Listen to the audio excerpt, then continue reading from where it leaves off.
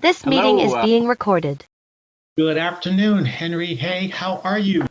I'm well, except that I fear that this audio is probably not going to work for you. Does it sound clear enough? Do you hear me? It is the best sounding audio I've gotten this week. Thank you. That sounds Okay. good enough. Yeah, Well, that's actually, good. I was trying to get this mic to work, and I'm just using the mic in this camera that I have. Is that okay? Are you sure? I mean, if It's it's for a okay. podcast. Okay. Yeah. I've had some artists with technical difficulties earlier this week. This is fine. I'm going to use the audio for my podcast, and I think that won't come out until September 13th, which is the day the album comes out. But I will use the video for YouTube, which will come Okay. out probably next week before the album comes out. Okay. Great. So what I'll Great. do is I'll send along links to your publicist, make sure she has those if she wants to use any of that information. And I'll transcribe the interview for somethingelsereviews.com and for slangofages.com. And that usually takes me about 2 weeks. Great. Great.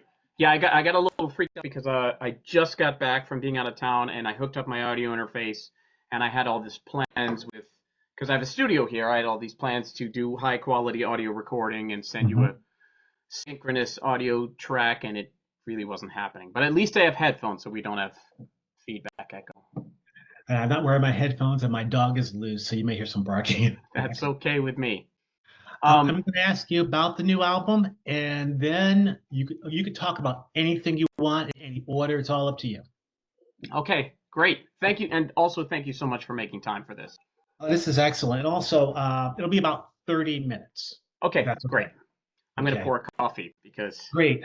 And I'm going to make sure I hit record and make sure I do a backup because I don't want to lose any of this. Yeah. Give me 1 second. I talked to Simon Phillips this week and the backup, all what I had to do. All righty. So we are here at the Slang of Ages podcast, and this is another treat for me. I'm talking with Henry Hay, and we're talking about the new Forq album, which comes out on September 13th, 2024. Henry, how are you? I'm very well. I'm a little jet lagged, but I'm very happy to be here talking about music and talking about this record. I'm very happy to talk to you. Your name came up on the Slang of Ages podcast, the second episode, I believe it was, because I was speaking with the incredible Larry Klein. We were talking about Walter Becker's Circus Money album, which came out, I think it was 10 years ago, or maybe longer than that, 20 years ago. I don't know. But I was asking about the players, and your name came up as being a player on 2 of the songs. Fantastic work on that. But you have such an amazing discography. And when I was getting ready for this interview, it reminded me of some of the great things that you have done in the past. I fell in love with Band Rudder a few years ago, and I know you were heavily involved with that. And I know now you're working with one of my favorite singers, Lucy Woodruff. So fantastic, fantastic stuff that you're putting out there, and your solo work, and then the Forq album. And I think that this album, which is called Big Party, is the 4th Forq album. It's the 5th Forq album, and it's just Forq singular. Forq. Yeah. The 5th Forq album. Okay, so because let's see, it was 2015, 14, 15, 17. I'm missing one. So great stuff. So it's been a while since you've done one, since 2017. Is that correct? I believe that's correct. Yeah. It's been a good length of time. Yeah, I mean, obviously the pandemic got in the way and slowed the progress of everything, and just getting together with people and the making of a record requires, especially if you want a band concept, I think it requires a lot of people involved all at once. So not just in the recording time, but also in the conception and seeing how the music works with everybody. Yeah, I imagine. So the album is, like I mentioned, coming out on September 13th. It will be available via streaming, of course, but also on CD and vinyl, which I've already ordered. And I know that you have a core group of players, and you brought in a few extra people as well. Where was the album Big Party recorded? It was recorded here at my studio. My wife and I moved from Manhattan after 23 years of living in a small apartment in the city, out to sort of semi-rural Connecticut, mostly just to get more space and a change of life. And change of life is always useful, I think. New perspectives, and it afforded me the space to spread out with all my friends here, all these keyboards, and then I had this idea that maybe I could do the record here. And when I talked to my longtime engineer partner, Nick Hard, and Nick Hard worked on all the Rudder records from the very beginning. He was a New York City rock and roll singer-songwriter engineer.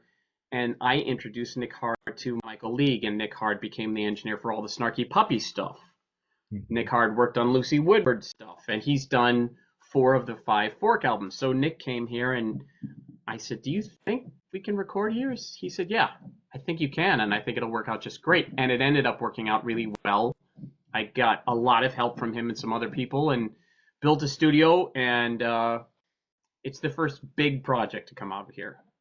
So It's a wonderful sounding album. As a side note, I spent some time in, shouldn't say it that way. I spent time in Danbury, Connecticut. Right? Oh, I went to undergraduate school. And I kind of love and miss Connecticut. Beautiful place to be. Your studio, though, I can see from the video feed you have it looks like a B3, a Grand. I'm not sure what that synth is on your right, but wow, it's a lot of stuff there. Well, I can show you a couple things. It's very messy because I just got back. So this is an Udo Super 6, which is an incredible synthesizer made by a British manufacturer. Missing here is a Juno 60. It's actually at the shop right now. This synth on the bottom is kind of a special piece. It's a Yamaha CS60, which I discovered because of my work with Empire of the Sun, and those guys were really big on that synth, and I got a chance to use it, and I fell in love. This is an Oberheim OBX8, which is the new Oberheim. This is a Sequential Prophet 6, which was the first kind of sequential synth from Dave Smith Instruments. Dave Smith was another incredible human being and gone too soon, but a master innovator. And then I have a Whirly back there and a Rhodes. The Whirly's at the shop. I have a transistor organ also at the shop. They're all coming back. They're all just got finished up. But yes, a Hammond A100, which is the same as a B3, and piano, and a Hohner Pianette, which features a lot in this. It actually, you saw it in the second video quite a bit. And then I have drums, and I have guitar amp, and I've become a hoarder of music things.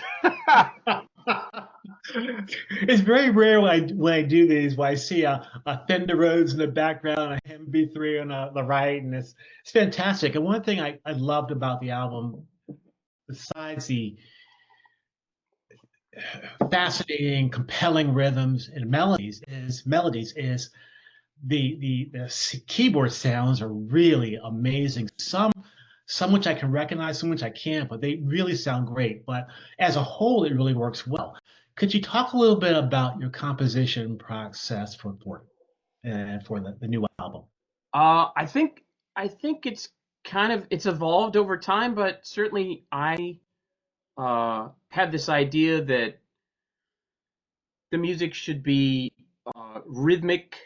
You know, rhythm is our home base, and we want things to groove, because it's kind of, if it's not grooving, even if it's really weird, if it's not grooving, it doesn't feel right, especially for this band.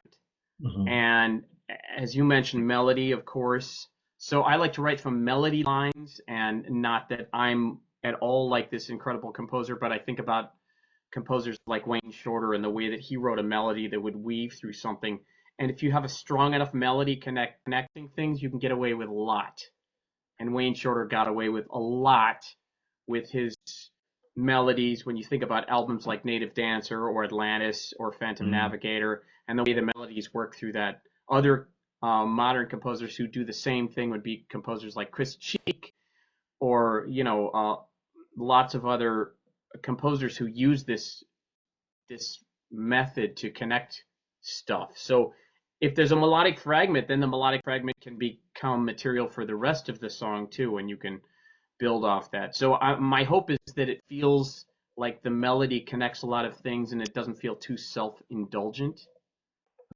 Because I love jazz, but if jazz just becomes this sort of check out me playing chops, then it loses me. Even me, if I, understand everything that's going on, I just say, well, I'm not as interested in that. I'm much more interested in the composition part of it. The other thing is that it's just music, right? So it shouldn't be super serious. We try not to take ourselves too seriously, and hopefully it feels like some elements of humor or a lot of elements of humor. Those are deliberate. So if things sound weird and funny, it's on purpose. Well, it is engaging, and there are a lot of moments when I listen to the album where I think, "Wow, what was that? How did they do that? And how did he get into that space? This is so well crafted." And now, the musicians you have in Forq, you're all wonderful musicians, but that doesn't necessarily mean that the finished product would be as fantastic as it is. But it does work as a cohesive album really well, and the songs really work, and they work really well. And it doesn't appear at all overindulgent. In terms of your writing process, do you start with piano? Do you start with a MIDI keyboard? How do you go about that? Uh, a lot of times I write from some sort of concept. I think some years ago, I remember talking about with Tim LaFave. You know Tim LaFave from The Rudder. bass playing, We just fantastic. talked about how important concept is, and he's certainly somebody who has a strong concept.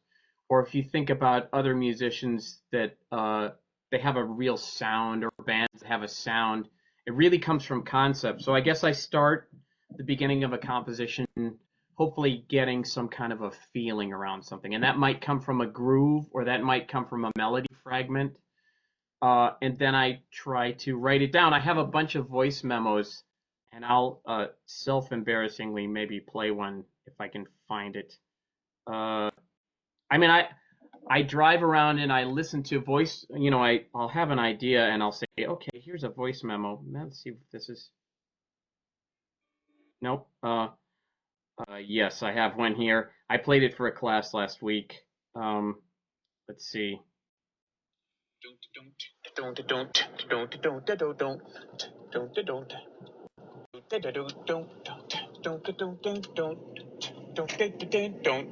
And I was driving around. I'm not sure what that is, but I have a lot of those.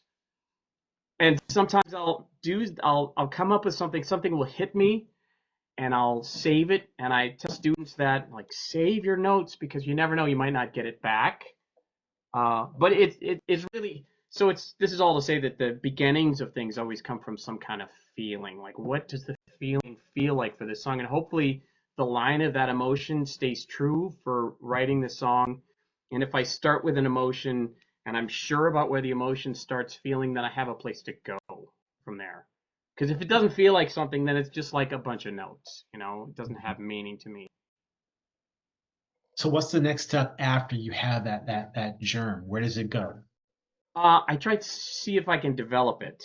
And some things don't launch. I have a bunch of starts that I never finished, just because I didn't hear any more. I came back to them the next day and I said, oh, maybe that wasn't so great, or I'm not hearing anything else on it.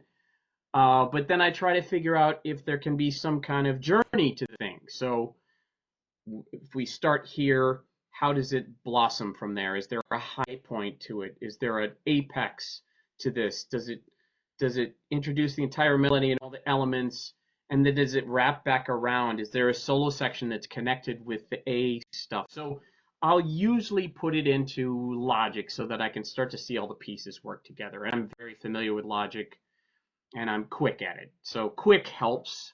Quick definitely helps. It's a lot less frustrating than working slowly and saying, oh, I got to get these ideas down faster.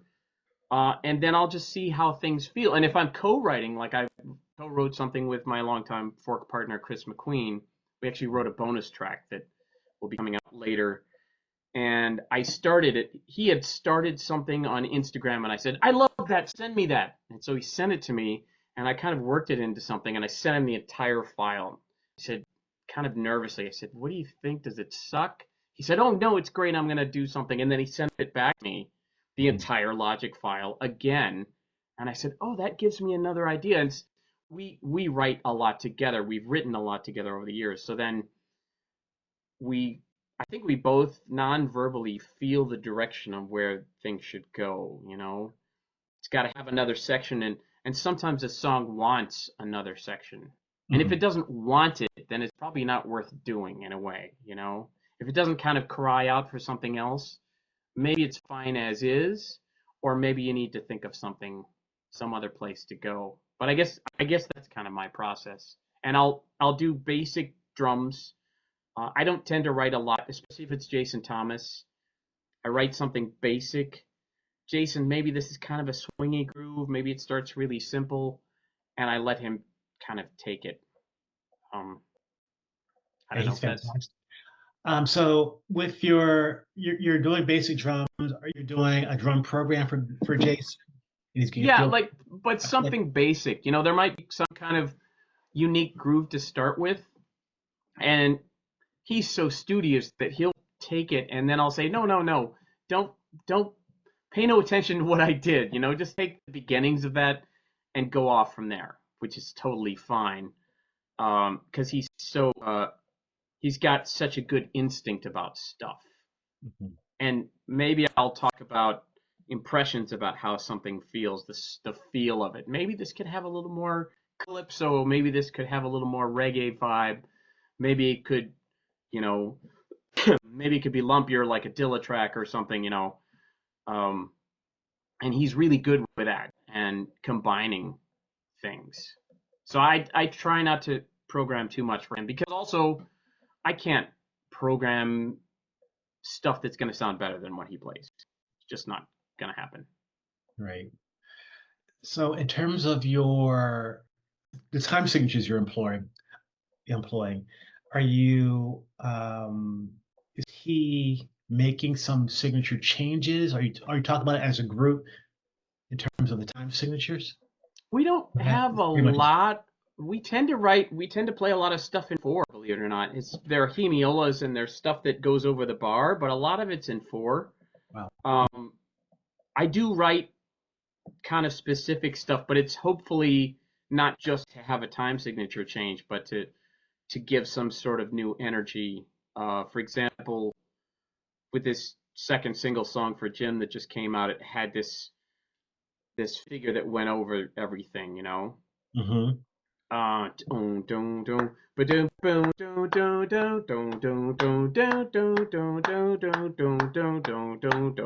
Just hemiola over 4, and the guys understood it right away. And I usually write that stuff, and I wrote most of the music for this new record. Mm-hmm. So. Yeah, and thank you for mentioning Song for Jim. That was written about the late great Jim Beard. I love the song, and I love your Fender Rose sound on that as well. And this just sounds, my God, just outer worldly, and maybe 70s, 80-ish. That's great stuff. Well, I like all the old stuff. I like all the old sounds, and I named it for Jim Beard after it was written, and after I actually started composing it before he passed, before I had any awareness.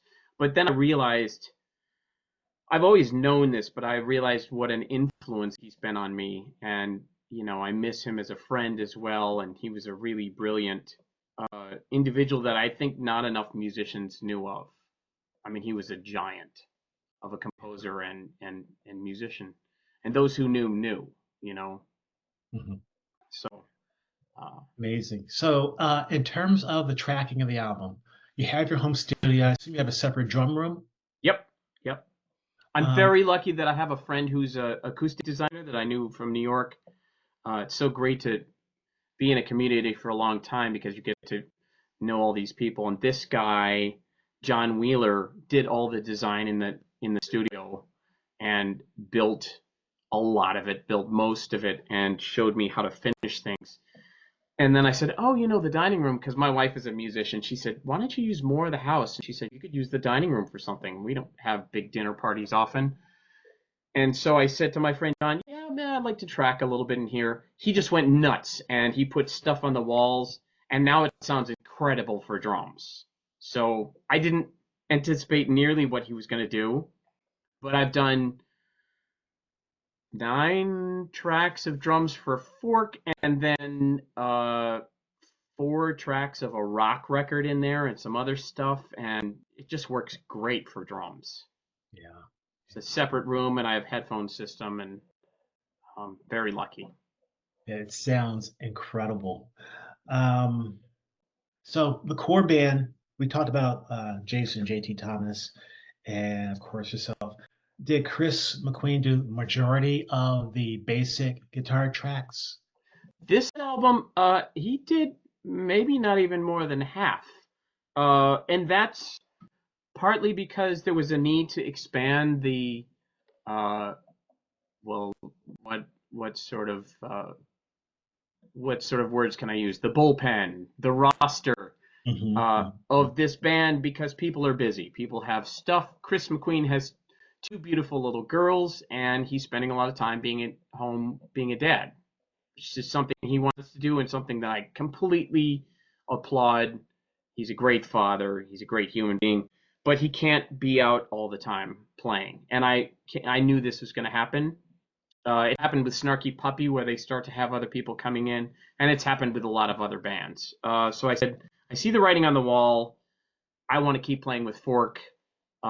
Chris McQueen will always have a seat in this band, but he can't always go. So I said, I want to start to expand this. So we have Chris McQueen on about half the record, Kevin Scott on bass on little less than half. Jason Thomas is on most of the record, but Josh Dion plays on 2 tracks. Okay. Great drummer, Josh Dion. On guitar, we have Chris playing stuff, but also Jordan Peters plays on 2 songs, and Ryan Scott plays on 2 songs, and he's incredible. I don't know if you know of Ryan Scott. He's with the band Breast Fist, but he's an amazing kind of blues-centric, super soulful guitarist. He lives in Nashville now. And on bass, we also had Eli Menezes, Chris Morrissey, and the great James Genius playing on 2 tracks. And James is somebody I've known for a long time. And I can't imagine James coming on the road with us, because he's usually out with a little piano player who's done okay for himself, Herbie Hancock. So, but James is a great guy, One of the things that kind of made me fall off my chair was the song Echo, that slide guitar part. That's Jordan Peters. Oh my God. Yeah, he's amazing. He's amazing. And yeah. I tried to write for him when I knew that we were going to have this session. I had Song for Jim started, and I said, okay, these guys are going to kill this. And they did, because they're so amazing. And then I listened to Jordan's record, and he has this beautiful record that's largely ambient. And then he's got 1 track where he's playing slide, and just amazing. And I said, that's what I'm going to write. I'm going to ask him to play slide. And he's astounding. He's a really great musician. Yeah, the variety is wonderful. Of course, the playing is great. And sometimes music goes left when you think it might go right, which is fantastic. I absolutely love it. Are there any particular songs that additional songs you want to talk about? Well, let me look at the list so I can think about this clearly.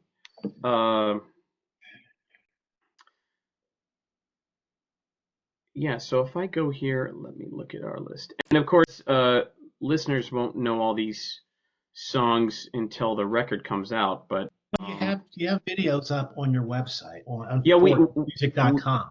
We have 2, but the rest of the songs won't come out until the 13th. But right. Let's see. So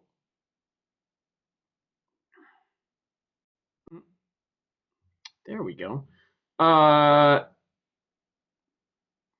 Yeah, I mean, the Grotto is kind of an outlier for the record a little bit. Okay. But we've always loved kind of vintage and 60s, trying to incorporate that and mix that with modern sound. So the Grotto feels a little bit like it could be out of a James Bond film. Sort of John Barry sounding 60s transistor organ craziness. Mm-hmm. So it's got some of that. And then I try to find music that would pair well with these amazing musicians. So, tracks like Kick the Curb is something that was co-written with Ryan Scott. He's amazing. Super greasy, nasty guitarist. And then, of course, Into Bright, the lead-off track of the album, I think it's going to be a focus track. James Genus at the top, just amazing. Oh my God, yes, that's incredible. Into Bright, Bump. Yeah, Bump. Wow. Bump is kind of like, I said, well, is this like reggaeton? I was asking JT about it. I said, what do you think this feel is? And he said, well, maybe, It's good. If it's maybe something or it's maybe something else, I feel good about it if I'm not quite sure, because as we get more music in the world and people start to become influenced by more different music, then why call it one thing or another? I don't know. Because we like little categories. I want to know exactly what time I need to know the answer. I know I love it, but I want to know more. It's like, oh my God, that's another fall out your chair song. That's incredible. Dirty Cake? Dirt Cake? Dirt Cake. Dirt Cake. Yeah. Okay. Dirt Cake was another one with James Genus. Yeah. And he's just fantastic. He's such a beautiful spirit. And he lives actually an hour north of me in Connecticut. So he came down and hang out, and he's just also such a professional, just like Joy, and played perfectly. And he and JT, I've been trying my best to put them together every opportunity that I have because they have such a good lock. It's awesome. Yeah, that distorted bass. Wow, what is that? How does it sound like that? What is he using? Yeah. Like great rhythm, a dirty guitar, lead guitar sound, excellent. Yeah, Sound in that too. Right, James is that. It's incredible. We talked about Echo. We talked about Song for Jim. Va. Yeah, Va. So Va is the lead-off track, and it's the very first thing that Chris and I wrote, and we wrote it a few years ago. I was in Houston. I was down there for a gig with Vanessa Williams. Because I've been playing with her for years. She's a wonderful person and musician. And then I said, well, I'm going to go to Chris's house and we're going to try to write something. And we started writing this weird thing. And we said, well, maybe this will go on the record. Maybe it won't. It's kind of fun and it's weird. And let's have some vocals. And then when we got close to the record, I said, maybe this shouldn't go on. And Chris said, no, maybe I think it should. And I said, okay, if we just make it weirder and groovy, it could go on. And then we just said, all right, if it's going to go on the record, let's just go hard and make it as weird as possible and as groovy as possible, and leave no question about how strange it is. And hopefully it feels fun, and the reaction so far, people seem to think it's fun. So it's wonderful. it's partly Brazilian and it's partly throwback to Sergio Mendes vibes, and then like some sort of Afro-pop feeling things in there too. So I don't know. Yeah, I love the Fender Rhodes on that as well. Do you remember what synths you used on that? A lot of that's my transistor organ, my Fender Contempo transistor organ. It's like a Farfisa, except Fender made it. And it was a failure by Fender, but they were trying to compete in that market with the Vox Continental and the Farfisa. And then I did have some stuff from the CS60, this big synth over here. And then the Rhodes, what you were thinking was Rhodes, was actually Hohner Pianet, largely. Oh, really? Which is this weird little. Do I have it up here? I wonder if I have it upstairs. It's this weird little flat keyboard, and it's very heavy because it's old and metal inside, but it has these little lever keys, and then it pulls the tine, this metal tine, off of its dampers and lifts it up, and then when the tine breaks away from this rubber piece, then it rings. It's the strangest mechanism. Leave it to the Germans. But I bought it from some hipster in Williamsburg years ago, and it was kind of broken. And I took it to my tech, and he brought it back, and now it's one of my favorite things. Such a unique sound, but there's so many wonderful sounds in the album. The rhythms are great. The band is just on fire from start to finish. It is a joy, and I can't wait to get my vinyl copy of it. Oh, thank you so much, Preston. I just love to have a physical copy, and I love to support the artists. And Forqmusic.com has listing of your merch there, the vinyl, the CDs, and the T-shirts. So I encourage people to check out the music and also the physical copies. Henry, is there anything else that you want to talk about? No, I just I hope to see people, and if you see this podcast, if you see us on YouTube, or if you hear us, please continue to follow Preston, because he's an enthusiastic champion for music, which is, I love this, and we need more people to champion music. And if you see us, please come up and say hi. Don't be a stranger, because this is about joy for us. We just want to transmit some joy and commune with people and make the world a better place in that way. It's our little effort to connect with people. So thank you so much, Preston. Great album. I knew you're going to be on the road at the end of the year. October, we're going to Europe. Yep, right. October 1st. We leave. October 2nd, we play at Ronnie Scott's. All the dates will be on forqmusic.com and our Instagram, which is Forqstagram, of course, Forq Stagram. And we have a Facebook page, and all the info will be up there.